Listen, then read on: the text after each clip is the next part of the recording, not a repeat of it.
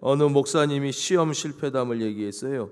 대학에 다닐 때 전공 시험을 치시는데 시험지에 큰 게 나와가지고 시험 문제가 딱 한 문제였대요. 서술형 한 문제 딱 나와가지고 그러니까 온 정성을 다해서 맨 위에부터 빽빽하게 한 장을 꽉 채우고 시험지를 한 장 더 달래서 두 장을 꽉 채우고 마지막 세 장을 꽉 그 서술형 딱 한 문제 나왔는데 꽉 채우고 중간중간 그 노란 펜 있잖아요. 형광펜으로 팍팍팍 중요한데 딱딱 찌고 중요한데 꽃까지 딱딱 그려놓고 정성을 다해서 답안지를 딱 제출했다는 거예요. 딱 제출했는데 학기 말이 됐는데 낙제가 나왔죠. 낙제가. 그 하도 자기가 기가 막혀가지고 시험지를 들고 교수님을 찾아갔대요. 아니 교수님 왜 제가 낙제냐고 그랬더니 교수님이 야 임마 시험 문제에 대한 답을 써야지 쓸데없는 얘기만 세 장이나 써놓으면 어떡하냐 너 때문에 그거 읽느라고 짜증만 났다 이 자식아 그러면서 막 야단치시더라고요. 우리가 우리의 인생을 그렇게 살지 않습니까? 우리의 인생은 다 한 번뿐인 인생의 시험 문제를 푸는 것입니다. 우리는 다 나름대로 열심히 산다고 이쪽으로도 뛰고 저쪽으로도 뛰고 꽃도 그리고 뭐 줄도 치는 것처럼 하지만 하나님이 가르쳐 주신 정답을 인생에 써야지 다른 건 아무리 가득 쳐봤자 하나님 앞에 칠 땐 그 낙제예요. 낙제. 사랑하는 성도님, 그 인생의 답이 어디에 있습니까? 인생 사형 설명서가 어디에 있습니까? 하나님의 말씀인 성경에 있는 줄로 믿습니다. 그래서 복 있는 자는 어떤 사람이에요? 여호와의 율법을 이 말씀을 사랑하여 주야로 묵상하는 사람이 복이 있는 거예요. 왜냐? 거기에 답이 있으니까. 거기에 답이 있으니까. 사랑하는 성도님, 이 저녁에도 하나님께서 우리의 인생을 어떻게 잘 살 수 있는지, 승리할 수 있는지, 오르게 살 수 있는지 답을 가르쳐주고 계신 것입니다. 8장 1절 사무엘이 늙음에 그의 아들들을 이스라엘 사사로 삼으니 장자의 이름은 요엘. 참 요엘 많이 들어보시죠. 좋은 뜻입니다. 요엘 무슨 뜻이냐면요, 이름의 뜻을 풀면 여호와는 하나님이시다 이런 뜻이에요. 그리고 요가 이제 우리말로 써서 좀 그렇지만 성경에 사람 이름에 나오는 요 그러면 그게 여호와의 약자입니다. 엘 하나님이에요. 여호와는 나의 하나님이시다. 아니, 사무엘이니까 자기 아들 이름 그렇게 줬죠. 차자의 이름은 아비야라. 아비야. 야, 우리말하고 이름이 너무 똑같아요. 아비 이렇게 나오잖아요. 아비야는 무슨 뜻이냐면요, 여호와는 나의 아버지시다 그런 뜻이에요. 우리말로 했는데도 아비야 비슷하잖아요. 예. 이 사무엘이니까 당연히 그렇게 지었겠죠. 내가 네 아버지가 아니다. 하나님이 너의 아버지시다. 그래서 둘째에게는 하나님은 나의 아버지시다 이름을 기가 막히게 지어줬는데 문제는 이들의 이름과는 너무나 동떨어진 삶을 살게 된 것입니다. 그들이 부엘사바에서 사사가 되니라. 3절 화면 보겠습니다. 예, 제가 읽을게요. 그의 아들들이 자기 아버지의 행위를 따르지 아니하고 이익을 따라 돈을 밝혔다는 거예요. 뇌물을 받고 판결을 굽게 하니라. 참 왜 이런 일이 일어났을까? 그러니까 성경에 이 이제 사무엘은 위대한 인물 가운데 세 번째로 이제 자녀 교육에 실패한 이 대표적인 인물이 됩니다. 첫째 인물이 우리가 잘 아는 기브온의 300용사의 기브온이 이제 자녀 교육에 크게 실패하게 되고요. 두 번째 엘리는 뭐 그렇게 위대한 종은 아니었지만 엘리 대제사장의 자녀의 실패를 우리가 바로 앞에서 봤어요. 사무엘조차도 참 자녀 교육에 실패해서 여기 보면 아버지가 훌륭한 건 하나님도 인정하세요. 그런데 그의 아들들이 자기 아버지의 행위를 따르지 않았어요. 이익을 따라 돈을 밝혀가지고 돈을 사랑하며 일만하게 뿌리라고 성경은 말씀. 이익을 따라 뇌물을 받고 판결을 굽게 하는. 왜 사무엘같이 훌륭한 분들이 우리 모두 자녀 교육에는 너무너무 관심이 많으시지 않습니까? 이 자녀 교육에 실패했는지에 대해서 성경은 기브온과 엘리의 경우와 같이 자세히 말씀해 주시질 않고요, 침묵하고 계십니다. 그러니까 우리가 여기는 정확히 이 하나님이 말씀해 주시지 않기 때문에 한 세 가지 정도를 유추해 볼 수가 있는데요. 첫째는 이제 사무엘이 너무 이 공무에 바빠가지고 선지자로서 보면은 아시잖아요.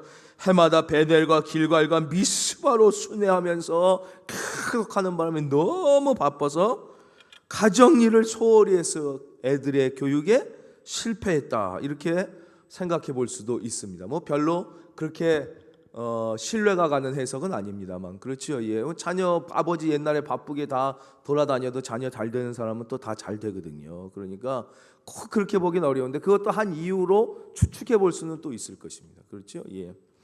두 번째는 너무 어린 나이에 이제 성전에서부터 일했어요. 그러니까 이 사무엘은 가정 생활을 안 했다는 거예요. 안 해봤죠. 그렇죠. 예. 그래서 가정에서 아버지가 했던 거를 잘 못 보고 호착 주의 일만 하다 보니까 거기다 사무엘이 얼마나 청렴결백했겠습니까? 그래가지고 집에 생활비를 거의 안 갖다 줬다는 거예요. 그럴 가능성은 충분히 있습니다. 충분히. 본인도 어렸을 때 뭐 아버지가 이렇게 뭐 가정 살림을 돌보고 엄마한테 생활비를 이런 경험도 못하고 계속 자라고 오직 주의 일만 하고 청렴결백하니까 뇌물 같은 건 일절 안 받고 그랬으니까 뭐 가정에 특별히 돈 줄 게 없고 뭐 훌륭한 목사님들 많이 그러셨잖아요. 한경진 목사님 같은 분도 다 교회 생활비 주시면 그냥 다른 데 그냥 나가는 거예요. 예, 저같이 별 볼 일 없는 목사도 반 이상은 나간다고 보시면 되니까 훌륭한 목사님들은 한 7, 80% 이상은 다 이게 나가는 거거든요. 예. 그러니까 이 사무엘은 다 남 주다 보니까 애들이 어렸을 때부터 돈에 굶주린 거예요. 내가 크면은 돈을 반드시 많이 벌어가지고 그것도 하나의 해석입니다. 해석. 그래서 얘들이 너무 돈에 굶주려가지고 이 자리에 앉자마자 아버지를 본받지 않고 그렇게 돈을 밝혀서 이렇게 망하게 됐다라는 해석도 있습니다. 뭐 이것도 맞을 수도 있지만 뭐 그렇게 왜 그럼 청렴결백한 가정 자녀는 다 안 되나요? 예, 오히려 더 잘 되는 경우도 많죠. 예, 많지만 그럴 수도 있습니다. 우리 교회도 한 목사님이 그 말씀 전에 하시는 걸 제가 들었는데 하도 아버지가 목사님인데 자기가 어렸을 때 힘들게 자라서 자기는 지금도 돈에 대한 애착이 강하다 그런 말씀을 하시더라고요. 저한테 한 건 아니고 우리 이렇게 학생들한테 강의하면서 그 얘기를 하더라고요. 너무 아버지가 돈 때문에 고생을 하셔서 늘 어렸을 때부터 뭐만 하려고 그러면 어머니가 하시는 말이 늘 똑같았대요. 돈 없어서 안 된다. 돈 없어서 안 된다. 이걸 너무 들어서 자기가 난 그래야지 말아야 되겠다. 그래서 돈에 대한 애착이 있다. 그래서 자기가 주의 종으로 그것을 극복하기 위하여 늘 하나님께 기도드린다. 이렇게 아마 그랬을 가능성도 전혀 배제하기는 힘듭니다. 근데 세 번째가 물론 가능성이 제일 높습니다. 그건 뭐냐면 아버지가 너무 탁월한 인물일 경우 자녀들은 어렸을 때부터 그게 극심한 스트레스가 됩니다. 팍 눌리는 것이죠. 어지간한 그렇죠? 예, 목사님 자녀도 너 아빠가 목사인데 네 아빠가 목사인데 너 그래서 되겠냐? 네 아빠가 목사인데 너 그렇게 해서 되겠냐? 네 아빠가 이 얘기 뭐 수도 없이 듣는데 그렇죠? 이렇게 어마어마한 이 사무엘 날마다 아버지께 비교가 되는 것이죠. 근데 자기가 볼 때 도저히 그 아버지를 쫓아갈 수가 없거든요. 도저히 안 되니까 계속 어려서부터 기가 죽고 짓눌리고 열등감이 생기고 이놈의 새끼 아버지는 야 안 가르쳐줬는데도 이렇게 했는데 어렸을 때부터 성전에서 이렇게 했는데 너는 19살이나 된 놈이 뭐 계속 이러면서 반발심이 생기는 거죠. 에이 아버지 인생이고 내 인생인데 왜 자꾸 비교해? 나는 내 갈 길 가겠다. 그래서 팍 아마 세 번째도 정확하지는 않지만 상당히 가능성이 높습니다. 그래서 우리도 이게 부모님이 아주 훌륭한 경우 그렇죠. 부모님이 공부 잘했다고 다 자녀가 공부 잘하는 것도 아니고 그렇죠. 우리 차두리가 TV에 나와서 그렇게 얘기하더라고요. 차범근의 아들로서 축구 선수가 되었다는 것은 그것은 너무나 큰 스트레스였습니다. 그 사람도 국가대표고 기가 막히게 잘하는 거 아니에요. 국가대표 되기가 얼마나 힘듭니까? 프로 선수 되기도 하늘의 별 따기인데. 근데 차범근은 몇십 년에 한 명 나오는 선수니까 지가 아무리 잘해도 아버지한테 안 되는 거예요. 자기도 잘하는 거. 차돌이 좋은 요즘에야 조금 이제 다시 잘한다고 그러면 너 아무리 잘해 그러니까 아무리 잘해도 아버지를 쫓아갈 수 없다는 것이 자기에겐 너무 힘들었다는 거예요. 아마 그런 데서 뭐 차두리처럼 잘 클 수도 있지만 여기는 반대로 가지 않았나 이렇게 생각합니다. 그럴수록 다 우리가 사람은 다 다른 것이다. 너는 아버지보다 못한 게 아니라 더 너의 장점이 있고 능력이 다 똑같지 않다. 능력의 차이가 있어도 하나님은 자기 삶의 자리에서 행복하게 최선을 다하는 분을 다 사랑하신다 이러면서 위로하고 이렇게 하면서 자꾸 자라나야 되는데 이제 그걸 잘 죄송합니다. 못 들었는지 모르겠더라고요. 근데 우리 사랑하는 성도님 너무 염려하실 게 없는 게 우리들은 다 작은 사람이에요. 할렐루야. 예, 그래서 내가 너무 잘나서 우리 아들이 힘들겠다 혹시 이런 착각하는 분 안 계시죠? 그 착각을 덜덜덜 마세요. 예, 그건 이 사무엘 같은 사람은 몇백 년, 천년에 한 명 나오는 사람이고 우리는 그렇지 않으니까 절대 그 걱정하지 말고 모든 성도님들은 자녀들이 더 잘 되고 손자는 저 잘 되고 갈수록 잘 되시기를 바랍니다. 미리 그 걱정하는 거는 진짜 하나님이 보실 때 비웃음이 절로 나는 거. 우리는 점점 잘 되니까 그 걱정하실 필요가 없고 사무엘은 아마 그랬을 수도 있지 않겠는가, 그런 생각을 우리가 해볼 수 있는데 성경에서 구체적으로 왜 사무엘이 자녀 교육에 실패했는지는 말씀하지 않습니다. 왜냐, 오늘의 본문이 우리에게 주시고자 하는 핵심 메시지는 다른 곳에 있기 때문입니다. 4절입니다. 이스라엘 모든 장로가 모여 라마에 있는 사무엘에게 나가서 그에게 이르되 보소서, 당신은 늙고 당신의 아들들은 당신의 행위를 따르지 아니하니 모든 나라와 같이 우리에게 왕을 세워 우리를 다스리게 하소서 한지라. 그랬어요. 저를 봐주십시오. 그러니까 한마디로 뭐예요? 아유, 당신은 늙고 아들들은 개판이라 못 살겠습니다. 왕 주십시오. 기억나, 옛날에 못 살겠다, 갈아보자 이런 거예요. 힘들어 죽겠습니다. 예, 아우 너무 힘듭니다. 우리가 힘들어 죽겠다는 말을 막 입에 달고 사는 분들이 많아요. 예, 우리는 다르게 하겠습니다. 한번 같이 하겠습니다. 행복해 살겠다. 네, 아유 행복해 죽겠다 이렇게 얘기해도 그건 괜찮아요. 거기 죽겠다는 그런 죽겠다가 아닌 걸 하나님이 아시니까. 예. 그래, 우리가 진짜 힘들어 죽겠다 이러는데요, 정말 우리가 힘들어 죽는 것입니까? 우리가 진짜 힘들지 않으면 잘 살 수 있을까요? 크게 속 썩이는 자식이 없으면 나 힘들게 하는 잘 살 수 있을까요? 나 힘들게 하는 남편, 나 힘들게 하는 마누라 없으면 잘 살 수 있을까요? 그렇게 날 힘들게 하는 그 직장, 쥐꼬리만한 월급 주면서 힘들게 하는 상사 없으면 우리 잘 살 수 있을까요? 그렇게 힘들게 봉사해야 되는 교회 없으면 우리가 잘 살 수 있을까요? 자식 없어 보십시오. 남편 없어 보십시오. 직장 없어 보십시오. 교회 없어 보십시오. 잘 살 수 있을까요?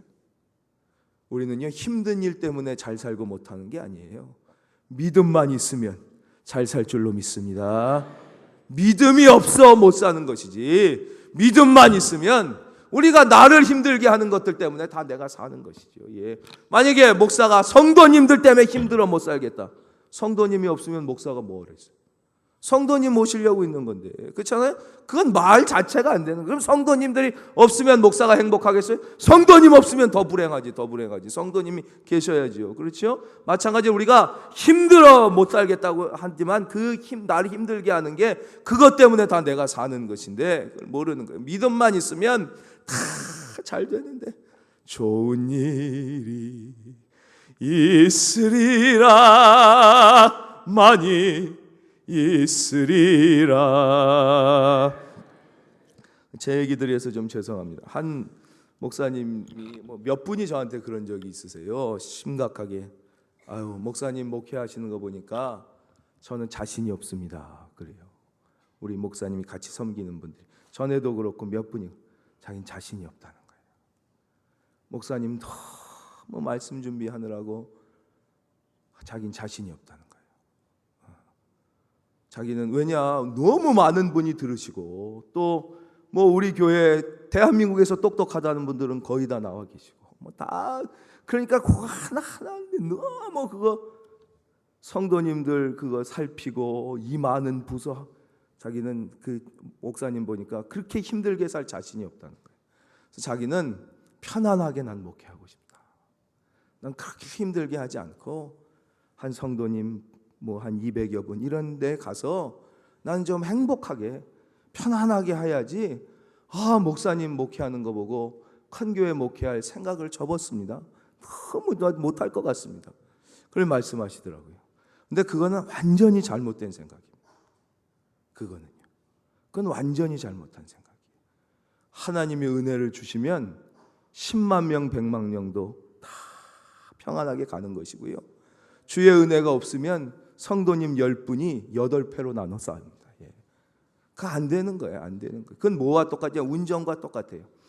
안전운전을 잘 하는 법을 배우면 소형차를 타든 중형차를 타든 큰 말하자면 에쿠스를 타든 다 잘 운전할 수가 있어요. 그런데 나는 에쿠스 큰 차는 운전하기가 힘드니까 운전을 대충 배워서 소형차, 그런 건 없는 거예요.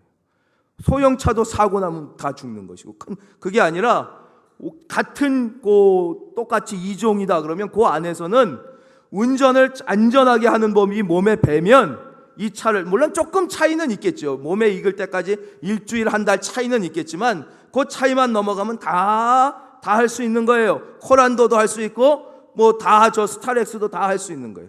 그러나 운전이 잘 몸에 배이지 않으면, 운전 머리로 하는 게 아니라 몸에 배워야 되거든요. 그러면은 요 차를 타도 사고 나면 다른 차를 타도 사고 나는 거지, 차가 그래서 그런 게 아니라는 것이죠. 마찬가지예요. 나는 인생이 요 가정에 시집 와서 고생한다.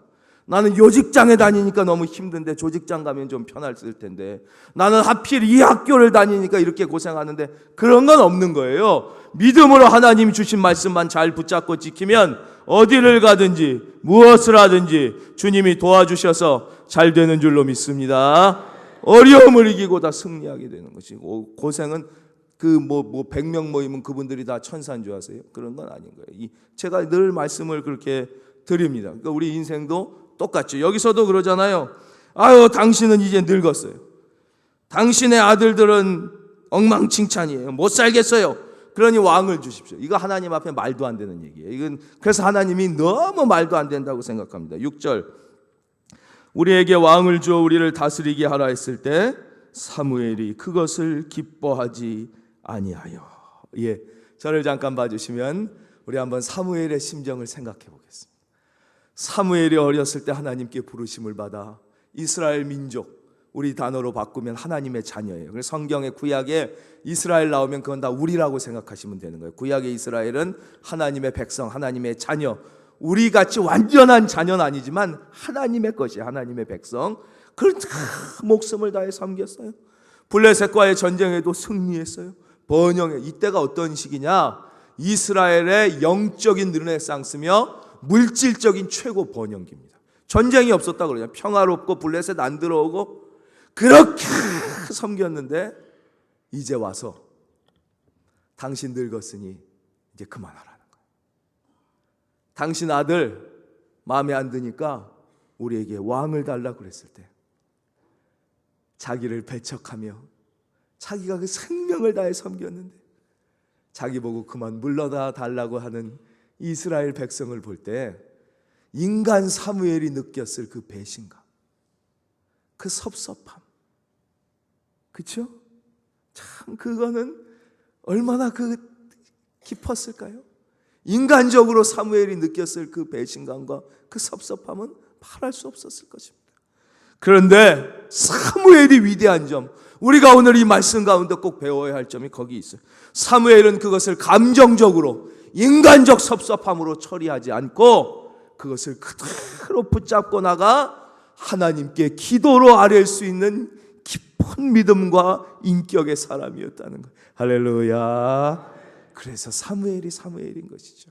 우리가 본받아야 될 게 우리가 인생 살다 보면 믿음 안에 있든 믿음 밖에 있든 우리가 섭섭함을 느끼고 배신감을 느끼고 너무 속상한 적이 왜 없겠냔 말이에요. 사무엘 같은 분도 있는데 그때 그것을 사무엘이 인간적으로 반응하고 섭섭하다고 하고 감정적으로 처리했어. 아마 저 같으면 그랬을 것 같습니다. 그러니까 저 같은 사람은 이런 종이 안 되는 거죠. 이 사무엘은 저도 나중에 또 점점 성숙해서 70대면 소망이 있습니다. 너무 포기하진 마시고 우리가 믿음의 소망을 보고 이제 성장해야 되는 거니까, 그렇죠? 이분은 그거를 감정적으로 다루지 않고 그대로 들고 하나님께 나아가 기도하는 거예요. 얼마나 정말 눈물이 나는 말씀이죠. 이 위대한 종 사무엘에 대한 사랑과 존경이 저절로 들지 않습니까? 7절입니다. 여호와께서 사무엘에게 이르시되 백성이 내게 한 말을 다 들으라. 다 들어줘라. 이거는 바로 신약 성경 이 마음이 어디 나와요? 탕자 비유잖아요. 탕자의 아버지가 그게 말이 안 되지만 그 탕자가 와가지고 막 재산 미리 달라고 그럴 때 좋아서 준 게 아니라 이놈의 자식이 계속, 이것은 뭐냐면 우리 하나님이 폭군이 아니시라 우리의 자유의지를 극도로 존경해 주셔요. 그래서 너무 졸르면은 그 탕자 아들이 졸르니까 아버지가 안 되는 걸 알면서도 마지못해 들어준 것처럼 하나님이 그렇게 들어주시는 거예요. 그래서 우리는 너무 하나님의 뜻이 아닌 걸 조르는 것은 옳지 않습니다. 예. 7절입니다. 여호와께서 사무엘에게 이르시되 백성이 내게 한 말을 다 들으라. 이는 그들이 너를 버림이 아니요 나를 버려 자기들의 왕이 되지 못하게 함이라. 하나님, 너 버린 게 아니라 나 버린 것이다. 나 하나님 말씀대로 이제 먹고 살만하니까 나 싫다. 나도 세상처럼 살고 싶다는 것이다. 내가 그들을 애굽에서 인도하여 낸 날부터 오늘까지 그들이 모든 행사로 나를 버리고 다른 신들을 섬긴 같이 내게도 그리하는도다. 그러므로 그들의 말을 듣되 너는 그들에게 엄히 경고하고 그들을 다스릴 왕의 제도를 가르치라 그랬습니다. 우리 사랑하는 성도님, 오늘 하나님이 우리에게 주시는 메시지는 분명합니다. 우리가 인생을 살다가 섭섭한 일도 있고 억울한 일도 있고 배신감을 느끼는 일이 있을지라도 사무엘처럼 우리가 성숙하게 그 문제를 들고 하나님 앞에 들고 나갈 수 있어야 돼요. 그럴 때 결국 사무엘이 버림받았습니까? 그 후에 왕이 세웠어도요, 사무엘이 백성으로부터 끊임없이 존경을 받는 것이죠. 그러면서 그 앞에 나아가서 그 사울을 세우고 패하고 다윗에게 기름 붓는 모든 사명이 계속 사무엘에게 계속 주어지는 것입니다. 오늘 제가 오전에 시기에 대한 말씀을 드렸습니다. 많은 교회가 후임 목사님이 와서 교회가 시험에 들면 그것 때문에 시험에 들고, 교회가 잘 되고 성장하면 또 그것 때문에 시험에 들어요. 왜냐, 많은 원로 목사님들이 섭섭한 거예요. 내가 이렇게 섬겼을 때는 잘 안 해주더니 어떻게 저 사람이 오니까 저렇게 마음이 다 홀딱 넘어가가지고 우리 목사님 그러고 일이 잘 되나? 그 섭섭한 마음이 드는 거예요. 시기하는 마음이. 근데 우리 목사님은 안 그러신 거예요. 우리 원로 목사님 같은 분이 없는 거예요. 그분은 전혀 그런 게, 저를 아들처럼 사랑하시고, 지금 전대 나가면서 우리 성도님들도 너무 좋으셔서 제 자랑을 많이 해주시지만 원로 목사님 같이 하시는 분이 없습니다. 무조건 뭐 누가 어렵다 그러면 그럼 큰은혜 교회 이규호 목사 설교를 들으라고. 그러면 그 병 낫는다고. 무슨 삶에 문제 있다 그러면 큰은혜 교회 이규호 목사 설교를 들으라고. 문제가 해결된다. 가는 것마다 제 칭찬. 그게 말이 쉽지요. 연세가 70이 넘고 되면 다 과거 추억 생각하며 사는데 그런 인격자가 없는 것이에요. 그것은 정말 우리가 원로 목사님, 하나님 우리에게 주신 정말 축복이고, 원로 목사님이 귀하고 귀한 분이고, 우리가 그것을 알고 또 원로 목사님을 존경하고, 위에서 기도 드리실 때도 제 기도만 하지 마시고 원로 목사님 위해서 꼭 기도해 주시고, 우리가 다 하면 그 복이, 그렇죠? 아무것도 아니지만 선지자에게 물 한 잔 대접하면 그 공로를 잊지 않겠다고 우리 예수님이 말씀해 주셨어요. 저에게는 이미 너무 잘해 주셔요. 너무 잘해 주시고, 우리 원로 목사님께 잘해 주시고, 우리 또 부목사님들 애쓰는데 좀 잘해 주시고, 우리 성도님들 가정에 좋은 일이 가득 하시기를 주님의 이름으로 축원드립니다.